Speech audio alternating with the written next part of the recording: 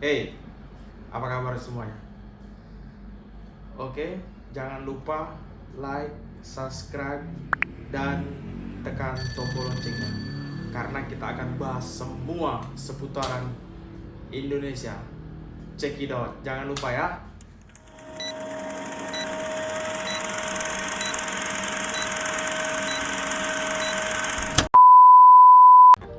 Oke, sebelumnya perkenalkan, saya adalah Chandra Irawan, dimana saya anak pertama dari 2 saudara, dan ini channel YouTube pertama saya. Oke, saat ini kesibukan saya yaitu sebagai pegawai di salah satu perusahaan, dan juga saya lebih fokus sih saat ini membangun usaha-usaha karena saya punya prinsip, yaitu prinsipnya setinggi apapun jabatanmu di tempat bekerja, kamu adalah seorang guru atau pesuruh. Dan serendah apapun atau sekecil apapun usahamu, kamu adalah bos di usahamu tersebut. Saya selalu mengutip itu, makanya saya bekerja itu sebenarnya bukan untuk bukan untuk saya menjadi orang kaya, tapi untuk saya bertahap, untuk saya menyimpan pundi-pundi saya sebagian untuk bisa saya gunakan di bisnis kecil-kecilan, bisnis besar-besaran, passive income kita bertambah, kita mungkin yang sekarang lagi trending ya, kita bisa trader, kita bisa income kan atau investkan sedikit keuangan kita di saham. Banyak kok saat ini yang bisa membuat kita lebih smart, lebih cepat. Untuk kuliah, saya dulu berkuliah di Universitas Islam Negeri Sultan Syarif Qasim Riau. Kebetulan saya mengambil jurusan eksak, yaitu matematika FMIPA. Sebenarnya saya dari dulu pengennya di hukum, tapi dikarenakan saya tidak lulus waktu itu hukum ya, jalur PBUD hukum di UNRI, dan saya waktu itu PBUD kan hanya dibolehkan ambil 2 jurusan, yaitu yang pertama saya ambil matematika di Winsuska karena ini saran dari guru saya yang luar biasa nih, populer nih guru saya ini di SMA ini, yaitu Pak Saud namanya. Jadi Bapak ini berpesan pada saya kalau seperti ini nilai matematika, lebih baik Anda lanjutkan basic Anda di matematika. Maka setelah saya ikuti PBUD tersebut, saya lulusnya di matematika Winsuska Riau. Kebetulan saya mengambil matematika. Sebenarnya implementasinya sangat sulit sih. Saya pikir sangat sulit karena memang kita untuk menjadi guru sudah ada SPD, untuk jadi yang lain-lain sudah banyak. Jadi saya itu tetap berpatokan dengan apa yang dikatakan oleh guru SMP saya, almarhum Pak Wadianto. Dia selalu berkata, kalau Anda mau membuka pikiran atau mau sukses, cukup pelajari 2, bahasa Inggris dan matematika. Di situ saya memang merasakan saat ini matematika itu lebih membuka wawasannya, wawasan kita untuk lebih kreatif, lebih aktif, kita lebih berhati-hati lah gitu terhadap orang, terhadap dan lain sebagainya. Oke, baik, kita sekarang sudah berapa menit nih? 3 menit. Oke, sekarang sudah boleh kita masuk sesi pertanyaan deh. Nanti video ini mungkin hanya sampai 20 menit karena kita memang sibuk saat ini, dimana ya selain saya bekerja dari pagi sampai sore, habis itu saya harus pantau usaha kecil-kecilan saya. Ini lagi malam buat video, ada lagi baby yang mungkin kawan-kawan sudah nggak asing ya, baby Peliu. Jadi ini memang saya merasa itu ketika kehadiran beliau banyak rezeki yang saya dapatkan. Tentu saya naik jabatan di suatu perusahaan, terus saya diterima di perusahaan baru, terus istri saya bisa lulus untuk CPNS, dan masih banyak lah rezeki yang tak terduga. Jadi memang betul-betul bahwa kata-kata orang zaman dulu itu bahwa banyak anak banyak rezeki, memang betul sih. Karena pasti Tuhan memberikan porsi yang kita mampu ya kan. Kalau nggak mampu nggak mungkin kita dikasih segitu ya kan. Nah itu. Oke Mi, dari kawan-kawan mungkin tadi yang udah ada bertanya, ya untuk sementara memang tidak banyak yang bertanya karena kita baru mulai tadi. Oke Mi, boleh Mi. Gimana sih cara Papi menghadapi netizen? Netizen yang bagaimana nih? Nah di sini Netizen, oh berarti arahnya ke yang gimana Mi?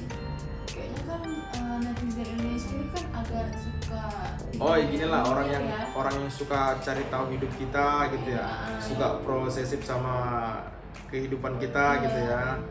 Kepoin kita pakai akun fake gitu Oh, kan. gitu ya. Ini sih masalah, ini sebenarnya masalah klasik. Sebelum ada sosial media, sebenarnya ini juga udah sering terjadi. Tapi caranya tuh Mi dari mulut ke mulut kalau zaman dulu. Kalau sekarang memang ya sosial media ya kan sedikit-sedikit. Memangnya kamu kerjanya apa sih? Kok pulang-pulang bisa dapat ini? Ah, itu ada juga. Terus Allah itu kerjanya ngepet, itu kerjanya pesugihan, itu kerjanya nggak jelas nipu orang. Hello, saya cuma mau bilang kalau kita masih saja berpikir untuk ngurusi hidup orang, itu sebenarnya suatu keterpurukan bagi kita. Kenapa coba Mi?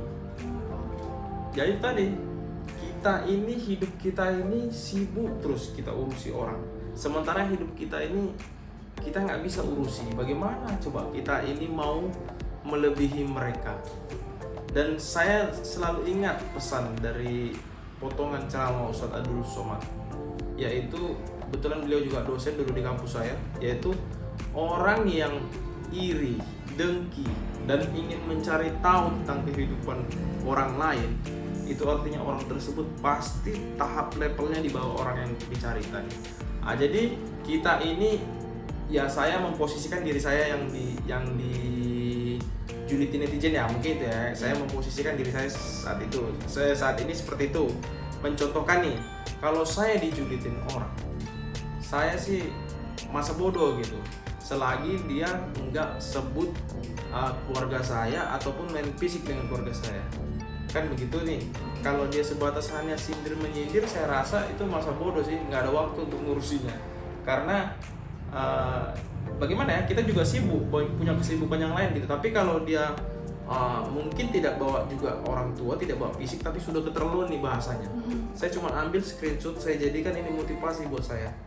Kalau dia saat ini bisa hina saya dengan posisi saya seperti ini, tentu nanti saya akan lebih banyak lagi terima hinaan ketika saya semakin naik level.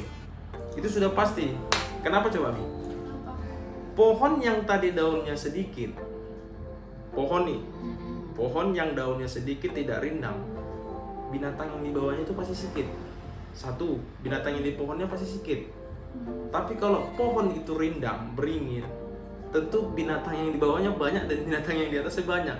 Artinya apa? Semakin kita levelnya semakin naik, semakin banyak orang yang mengganggu kita. Jadi kawan-kawan, kalau memang ada netizen yang seperti itu, saya rasa ya cuekin aja deh. Selagi dia nggak main fisik ya. Kalau main fisik, kita kan sekarang negara hukum nih. Ada lawyer banyak di mana-mana. Pengadilan sudah di mana-mana. Jadi kita nggak usah takut kalau dia main fisik nih.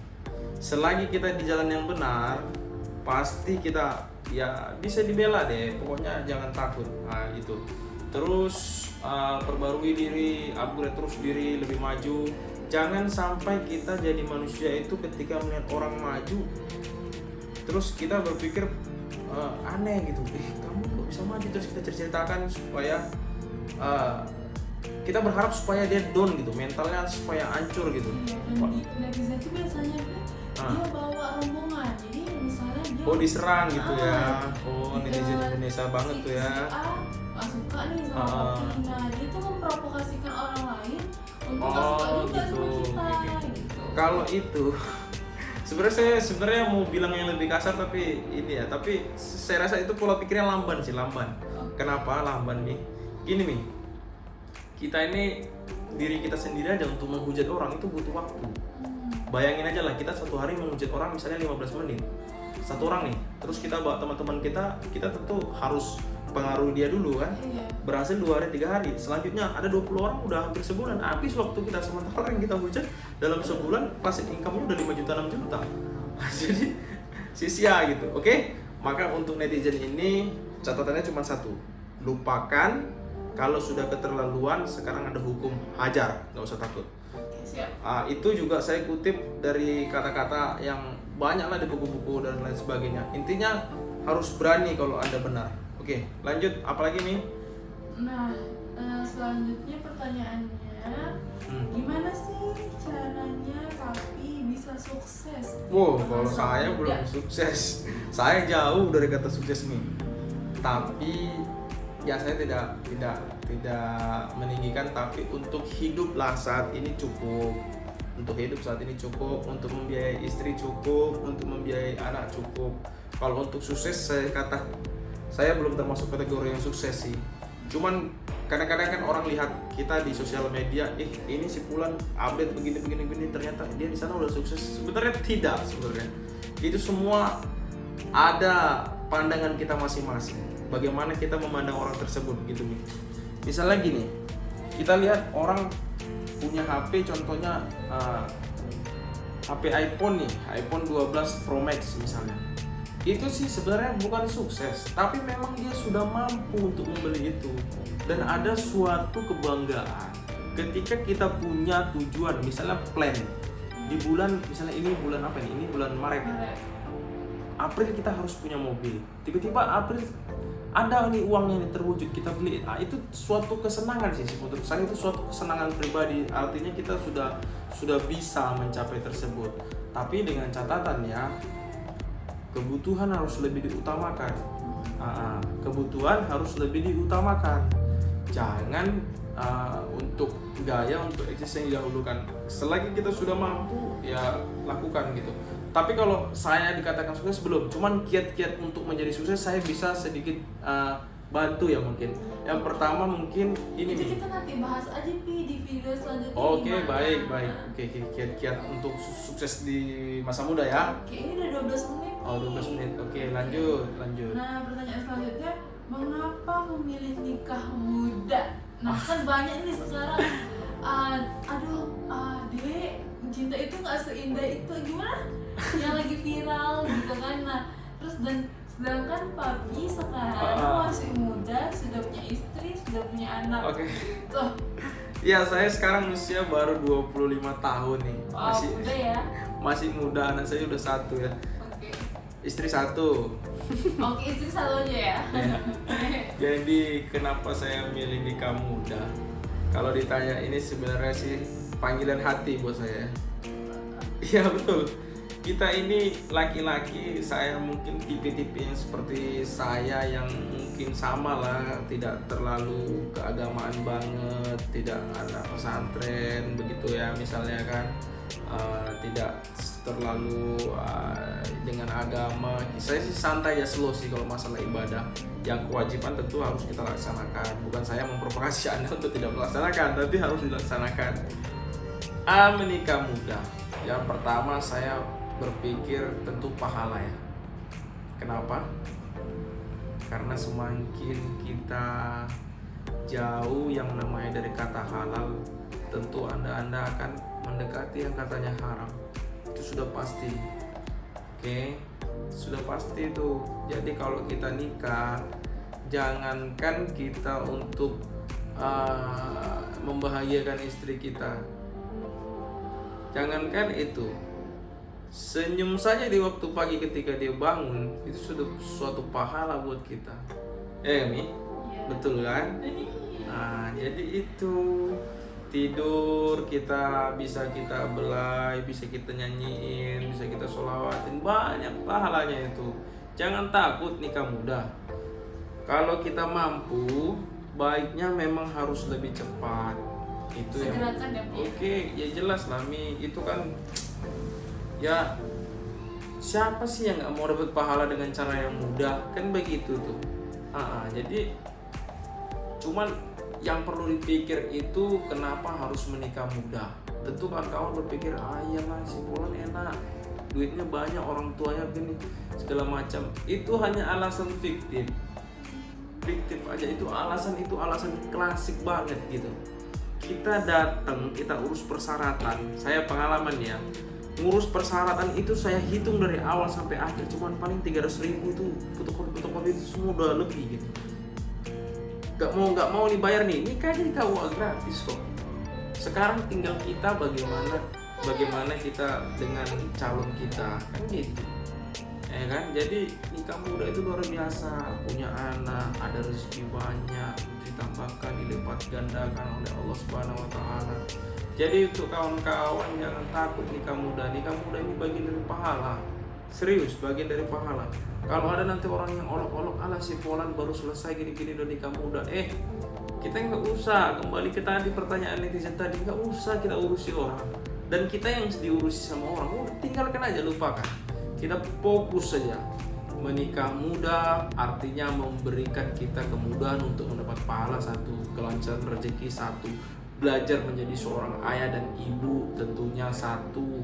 Terus selanjutnya lagi ada yang paling penting daripada menikah muda ini. Apa tuh, Pi? Hah? Apa tuh? Jangankan malam minggu, mau hari Minggu pagi jam 4 pun kalian bisa jalan sama istri kalian. Itu enaknya. Kalau masih pacaran, aduh, belum lagi nanti diomelin mamanya begini begitu. Itulah. Mungkin sudah berapa menit nih? Sudah 16 menit. Oke. Itu tuh suara baby kita. Kasihan dia terganggu. Ini malam kita buat videonya karena memang baru sempat malam. Mami juga baru malam. Ini posisi sudah jam berapa nih? Sudah jam 8:30 malam. Oke lah. Mungkin untuk kali ini sampai di sini. Nanti kalian mau tanya apa aja, mau bahas apa aja, kita bahas semua. Nanti saya sertakan link Instagram saya, video-video potongan dari edukasi yang saya kasih juga nanti boleh di-share juga di Instagram. Pokoknya kita asik aja deh, ngobrol aja. Kita nggak usah buat podcast, tapi saya jawab pertanyaan Anda yang online, nanti saya jawab secara offline, terus kita post di YouTube gitu kan. Mau sekitar tentang politik, mau sekitar tentang ya pokoknya semua lah yang mampu saya jawab. Karena kebetulan saya dulu anaknya memang semenjak kuliah saya tidak terlalu fokus saya untuk belajar di matematika. Saya banyak ikut organisasi, banyak menggali informasi ke sana sini, belajar bisnis apa segala macam. Nanti yang bisa saya kasihkan, yang bisa saya edukasikan ke kawan-kawan, saya akan berikan. Baik itu semuanya lah, baik itu saya bagaimana bisa lulus di perusahaan, bagaimana saya bisa menjalani hidup ketika tamat kuliah, itu saya semua akan share nanti di video selanjutnya. Maka daripada itu, kalian jangan lupa subscribe, like, and tekan tombol notifnya. Sampai jumpa di video selanjutnya. Assalamualaikum warahmatullahi wabarakatuh. Oke guys.